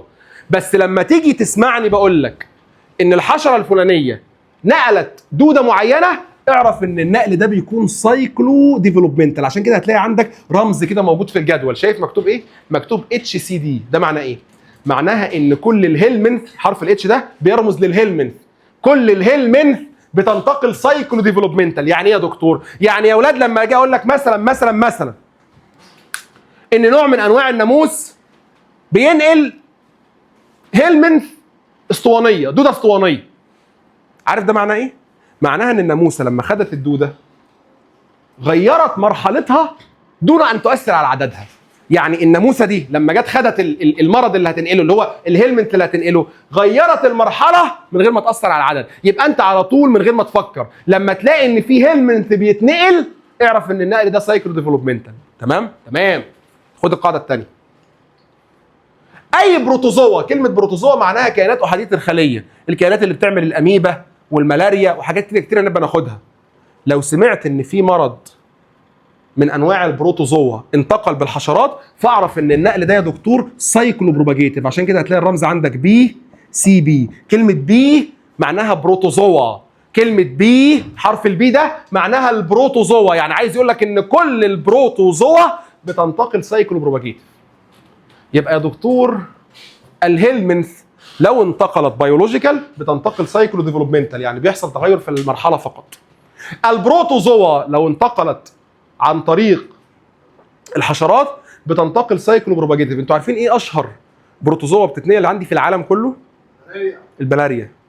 اورجانيزم اسمه بلازموديوم. في اورجانيزم كده موجود في الحياه اسمه بلازموديوم. على فكره الاورجانيزم ده موجود في قاره في افريقيا، يعني انا وانا شغال السنه دي والله، وانا شغال في الكورس في القصر العيني وانا بشرح الكلام ده، فانا جالي واحد طالب معايا هو سوداني، قال لي يا دكتور على فكره جالي ملاريا مرتين. يعني جاله ملاريا مرتين ليه؟ لان هو الحشره موجود. طيب الاورجانيزم اللي اسمه بلازموديوم ده نوع من انواع البروتوزوا. عارف الناموسه بتنقله ازاي؟ بتاخد يا دكتور 5 مراحل معينه وبتنقلهم في صوره 100 مرحله ثانيه. يعني العدد ال5 ده خلتهم 100، والمرحله دي كبرتها بقت مرحله ثانيه، يعني كان ال5 ايه اتنقلوا في صوره 100 سي. حد فاهم اللقطه ماشيه ازاي؟ فيسموها سايكلو بروباجيتيف.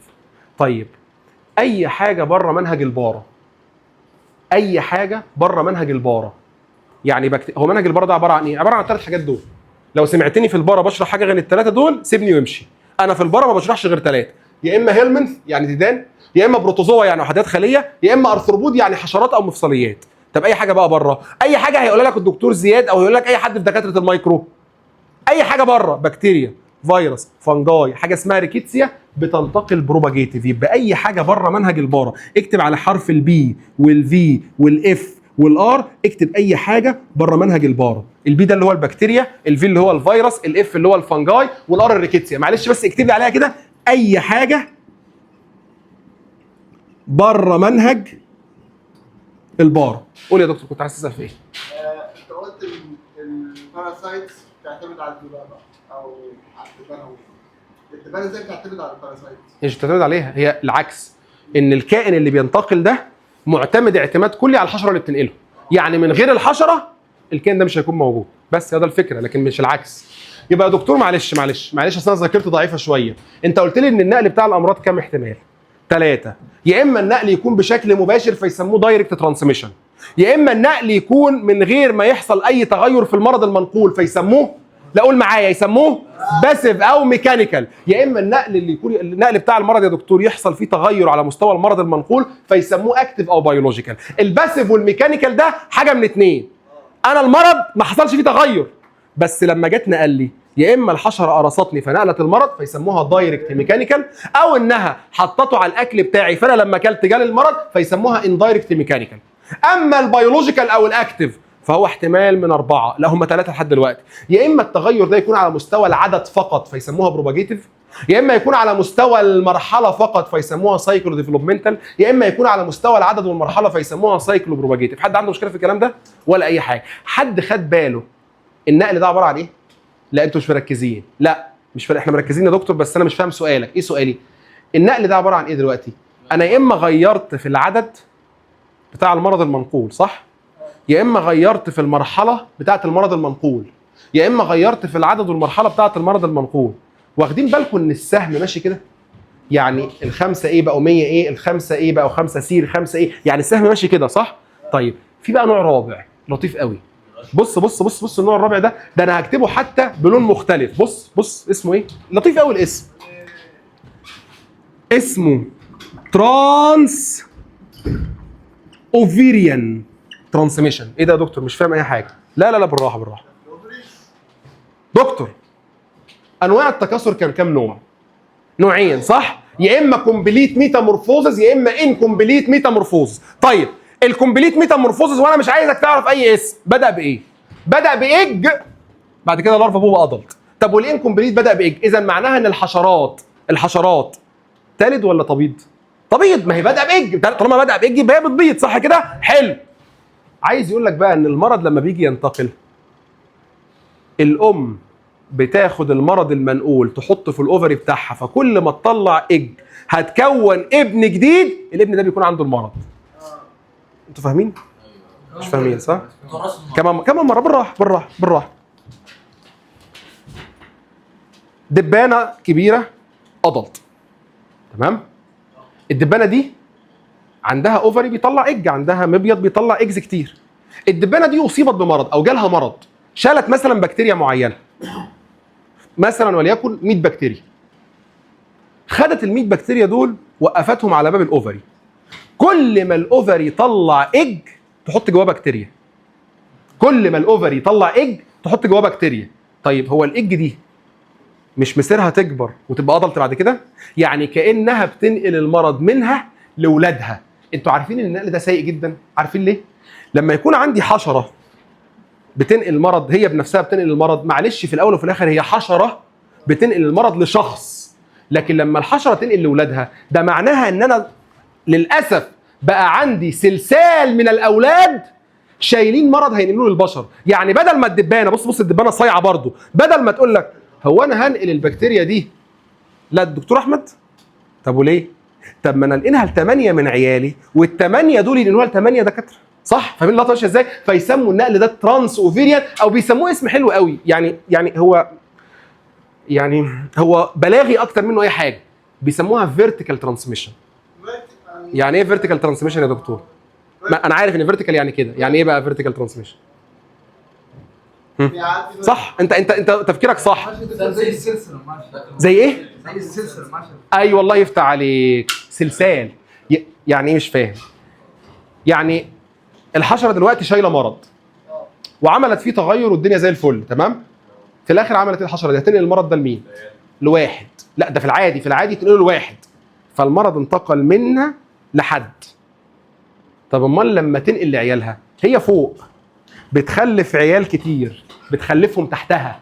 مش احنا عندنا شجره العيله دايما تلاقي جدك الكبير محطوط فوق وتحته اولاده وتحته اولاده وتحته اولاده، صح؟ هي نفس الفكره. الدبانه الكبيره شايله مرض، نقلت المرض ده لاولادها، ولادها نقلوا المرض لاولادهم، ولادهم نقلوا المرض لاولادهم، فكأن المرض بينتقل كده، فيسموها فيرتيكال ترانسميشن. فهمتوا اللقطه ماشيه ازاي؟ فهمتها؟ وكأن النوع ده اسوأ. بالمناسبه الترانس اوفيريان ده مش تغير، يعني هي ما عملتش اي تغير في حاجه على فكره، انت لو خدت بالك هي خدت المرض نقلته زي ما هو لاي حاجه ثانيه. فالترانس اوفيريان ده لازم يكون معاه حاجه من الثلاثه دول، يعني ترانس اوفيريان بروباجيتيف، ترانس اوفيريان سايكلو ديفلوبمنتال، ترانس اوفيريان سايكلو بروباجيتيف. يعني ايه يا دكتور؟ يعني هي خدت مثلا هيلمنت معينه، الهيلمنت دي اتغيرت في المرحله بتاعتها. طب وبعد ما غيرت المرحله بتاعتها بدل ما تنقله لواحد نقلته لعيالها، وعيالها نقلوها للعدد اللي موجودين حواليها. فاهمين اللقطه ماشيه ازاي؟ فيسموها ترانس اوفيريان. يبقى الصفحه اللي قدام حضرتك دي بسرعه عشان خاطر نقفل، خلاص انا كده كفايه عليا، مش عايز اكتر من كده. دكتور انا العلم بتاعي اسمه ميديكال انتومولوجي، ده العلم اللي بيدرس شويه كائنات حيه اسمها الارثروبود. ارثرو يعني مفصل، وبود يعني قدم، فبيسموها الكائنات المفصليه. الكائنات المفصليه هي عباره عن كائنات انفرتبريت، كائنات لا فقريه، ما عندهاش عمود فقري، ولكن ميزتها انها بتبقى اجزاء بترتبط ببعضها عن طريق مفاصل. الريبرودكشن يا دكتور حاجه من اتنين، يا كومبليت يا اما انكومبليت ميتامورفوزس. طيب قبل ما اكمل اقلب الصفحه، دكتور الارثروبود دي بقى كام نوع؟ ركز معايا الله يكرمك. الارثروبود دي يا دكتور عباره عن 3 انواع. الارثروبود عباره عن 3 انواع. زي الفل. نوع اسمه انسكتا، ونوع اسمه اراكنيدا، ونوع اسمه كروستيكا. طيب بالراحه بس يا دكتور، تحب التفسير ولا الترجمه؟ يعني نبدا بمين فيهم؟ تفسير ترجمه. طيب تيجي نفسر وانت تترجم، ولا اقول لك تيجي نترجم وانت تفسر؟ اي حاجه بس نخلص. تمام عشان انا زهقت بصراحه. تمام طيب معلش انا اسف، هترجم الاول. ماشي. كلمه انسكتا يا دكتور اكتب لي عليها كده بالعربي الحشرات، جاي من كلمه انسكت، مش انسكت معناها حشره، فانسكتا حشرات. ماشي يا دكتور. كلمه اراكنيدا اكتب لي عليها العنكبوتيات.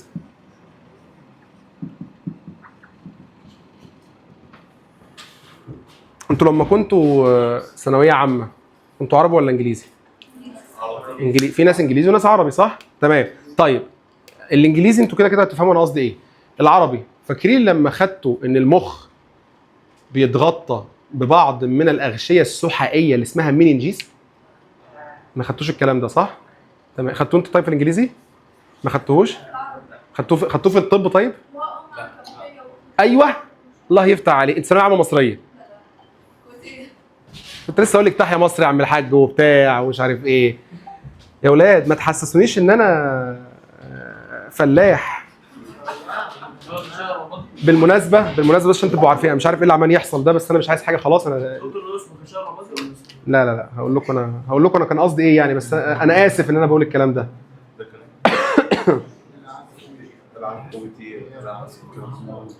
وبيلعبوا ثانيه.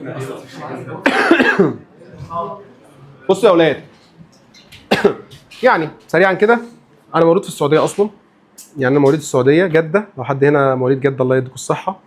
وقعدت لحد ثالثه اعدادي في السعوديه. بعد كده كان لسه نظام القدرات والتحصيل لسه متطبق.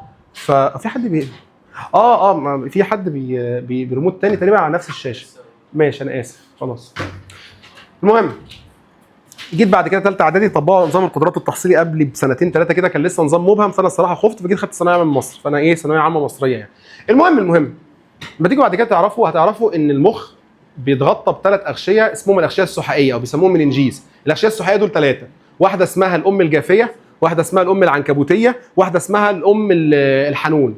الام العنكبوتيه دي اسمها اراكنويد لاير، فكلمه اراكنويد معناها عنكبوت فبيسموها العنكبوتيات. حلو. واخر حاجه يا دكتور الكروستيكا، واكتب عليها كده بالعربي القشريات. اكتب عليها كده بالعربي القشريات. طيب عشان تعرف شكل كل واحده منهم اعرف بس مثال على كل واحده. مثال الحشرات يا دكتور الصراصير.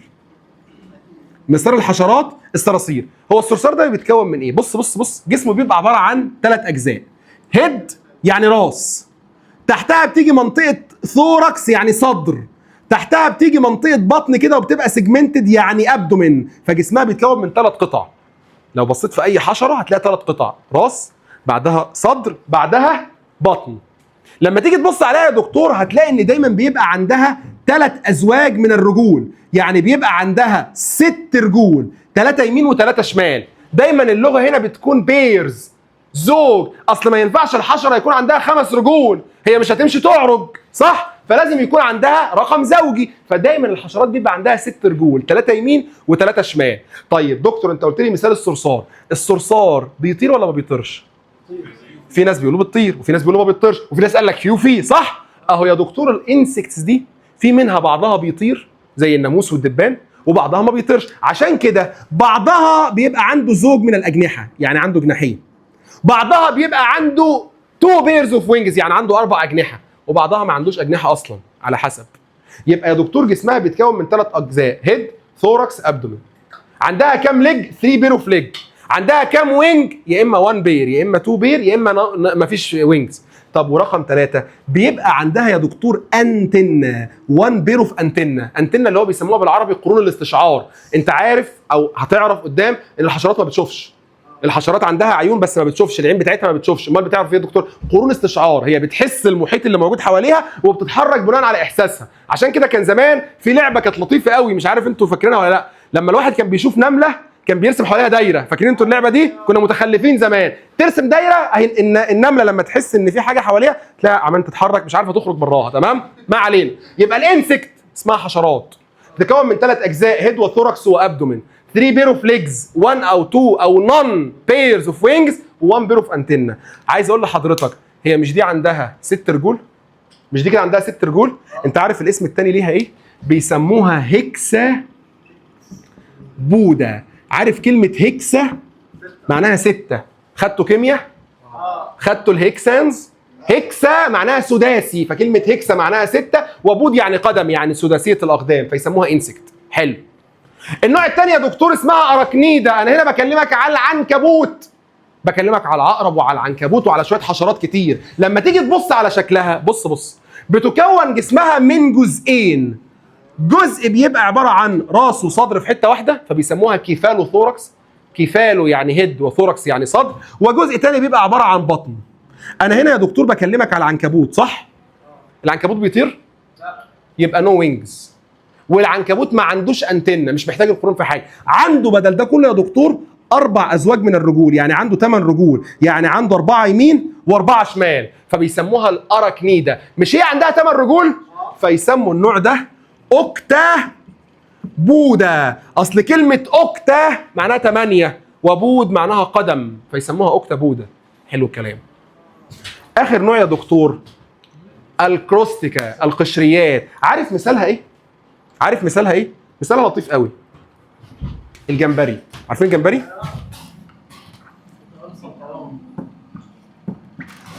الجمبري او الكابوريا او الاستاكوزا. الجمبري عارفين الجمبري؟ عارفين الجمبري، شفنا قبل كده جمبري صح؟ اكيد شفنا في حياتنا جمبري، ان شاء الله نكون شفناه بس حتى صح؟ اهو يا دكتور الجمبري ده من ضمن الكروستيكا. انا بتكلم هنا على كائنات بيسموها حتى القشريات، كائنات بيبقى جسمها كله عباره عن قش وبتبقى دايما عايشه في الميه. لما جم بصوا على شكلها لقوا يا دكتور انها بتبقى عباره عن جزئين، كيفالوثوركس وابدومين. لما جينا نبص يا دكتور دي حاجه عايشه في الميه محتاجه اجنحه؟ يبقى نو وينجز مش محتاجه اجنحه.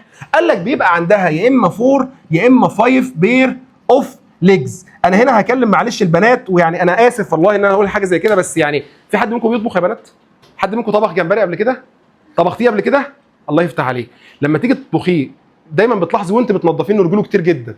بيبقى عنده يا 8 رجول يا 10 رجول، الجمبري بيبقى عنده رجول كتير. طب الجمبري بيبقى عنده حاجه مميزه قوي، عنده شنب. بيبقى عنده كده شنب صح؟ الشنب ده يا دكتور اللي هو الانتنه، بيبقى عنده 2 بير اوف انتنه، بيبقى عنده انتنتين صغيرين وانتنتين طوال، الشنب بتاع الجمبري ده اسمه انتنه. يبقى يا دكتور بص انا عندي 3 مجموعات. انسكتا، اراكنيدا، كروستيكا. الانسكتا اللي بنسميها بالعربي حشرات، جسمها بيكون من 3 اجزاء، هيد وثوركس وابدومين. الهيد عباره عن الرجول 3 ازواج من الرجول، الاجنحه يا اما زوج يا اما زوجين يا اما مفيش، و1 بير اوف انتنه. المجموعه الثانيه اسمها الاراكنيدا، جسمها بيتكون من جزئين، كيفالوثوركس جزء والابدومين جزء. 4 ازواج من الرجول يعني 8 رجول، لا عندها اجنحه ولا عندها انتنه. اما النوع الثالث مش محتاجه تشوف، هي بتسحب بس، مش محتاجه تشوف، عينيها بقى بيبقى فيها حاجه تشوف بيها بس مش انتنه. هيد وثوركس في جزء واحد، كلمه كيفالو معناها هيد وثوركس يعني صدر، الاثنين حته واحده مش متقسمين حتتين، مش عاملين ارتكيوليشن، يعني انت فاهم اللقطه ماشيه ازاي؟ لازقين في بعض. اما الكروستيكا، ثانيه واحده يا دكتور معلش، اما الكروستيكا اللي هي القشريات اللي هو الجمبري والاستاكوزا والحاجات دي، هي عباره عن كائنات مائيه، برضو جسمها عباره عن قطعتين، كيفالوثوركس وابدومين، 4 أو 5 بير اوف ليجز، ما عندهاش وينجز لانها كائنات مائيه مش محتاجه تطير، بس عندها 2 بير اوف انتنه. الامثله بقى يا دكتور دي اللي هناخدها ان شاء الله المره الجايه، يعني الامثله اللي قدام حضرتك بالاخضر دي كده دي اللي انا هبدا بيها المحاضره الجايه ان شاء الله. انا ما عنديش مشكله ان انا اقول لك اكتب على كلمه موسكيتو ناموس، وكلمه فلاي ذباب، وكلمه فليز امل، بس انت مش هتستفيد حاجه، سوري كلمه فليز براغيث، بس انت مش هتستفيد حاجه، انا بلود عليك على الفاضي. فاهمين اللقطه ماشيه ازاي؟ طيب اسال يا دكتور قبل ما اخلص. هو التفصيل دي كله علينا صح؟ طبعا طالما انا كتبت لك حاجه في المذكره يبقى هو كله علينا. طيب خلصنا يا اولاد؟ خلصنا. يبقى احنا يا دكتور معلش انا اسف، احنا كده ثانيه واحده يا دكتور هوقف معاك كل حاجه، هخليك تصور برضه. يبقى احنا كده يا دكتور معلش في ده المذكره، احنا النهارده خدنا ايه؟ انا كل اللي انا عملته ان انا عملت لك انتروداكشن للماده بتاعتنا. هل الانتروداكشن دي يا دكتور مش موجوده في الكتاب؟ موجوده في الباوربوينت وبتتشرح وبيجي منها اسئله في الامتحان، من غيرها مش هنفهم احنا ايه. احنا يا دكتور النهارده بنتكلم على شابتر هو الاساس بتاع الاف اتش بي، شابتر او موديول الاف اتش بي هو عباره عن شابتر الميديكال انتومولوجي. كلمه ميديكال انتومولوجي هو العلم اللي بيهتم بدراسه مجموعه كائنات اسمها الارثروبود. هذه الكائنات يا دكتور عشان تكبر قدامها احتمال من 2، يا اما انها تكبر في صوره ايج لارفا بوبا ادلت، اللارفا والبوبا والادلت الثلاثه اشكالهم مختلفه، فبيسموا النوع ده كومبليت ميتامورفوزز. كلمه ميتا معناها متعدد ومورفوزز يعني شكل، فحصل تعدد في الشكل بشكل كامل. اما النوع الثاني من التكاثر او الجروث، ايج ثم نمف ثم ادلت، النمف والادلت الاثنين بيبقوا شبه بعض، فالتعدد في الشكل حصل بشكل غير كامل فيسموها انكمبليت ميتامورفوزس. الاهميه الطبيه للحشرات بتكمن في حالتين 2، ايه المشاكل اللي الحشرات بتعملها؟ ايه الامراض اللي الحشرات بتنقلها؟ المشاكل اللي الحشرات بتعملها كلمه بيست اوف مان، بلاد سكشن، انتوموفوبيا، انفينومايزيشن، الرجي، وتيشو ديستراكشن. اما الامراض المنقوله دايركت وباسيف واكتف. دايركت ان المرض بينتقل مباشره من انسان لانسان، باسيف ان الحشره بتنقل المرض من غير ما تعمل فيه تغير، سواء بشكل مباشر انها تقرصني او بشكل غير مباشر انها ما تقرصنيش. اكتف او بيولوجيكال معناها انها بتحدث تغير، التغير ده قد يكون عدد فقط، مرحله فقط، عدد ومرحله، ممكن من الحشره للانسان وممكن من الحشره لاولادها وبعد كده من اولادها للانسان. 3 انواع من الحشرات او 3 انواع من المفصليات هندرسهم في الشابتر ده. اول نوع اسمه انسكتا، ثاني نوع اسمه اراكنيدا، ثالث نوع اسمه كروستيكا. حد عنده مشكله؟ خلصنا. اللي اتشرح يتذاكر، اللي ما اتشرحش ما يتذاكرش. ابوس ايديكم ما حدش يجي بعد كده يقول لي يا دكتور في مثال كده بالاخضر انت ما قلتوش. انا قلت حاجه، اي مثال بالاخضر في الصفحه دي ما بيتذاكرش دلوقتي. ليه؟ عشان في اخر الموديول وانت بتذاكر هتلاقي نفسك اوريدي حافظه وفاهمه وكده كده مش محتاج تذاكر. شكرا يا ولد.